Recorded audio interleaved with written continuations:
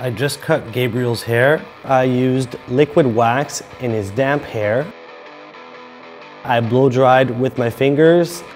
I applied a generous amount to create a little bit of shine and a flexible hold.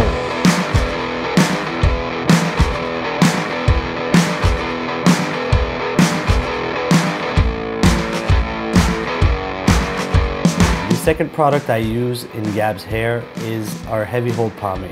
I applied a moderate amount to have a rougher finish to get that biker look.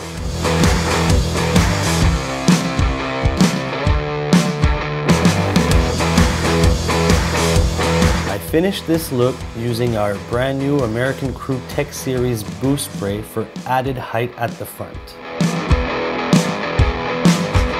A few finishing touch-ups to get Gab ready for the shoot.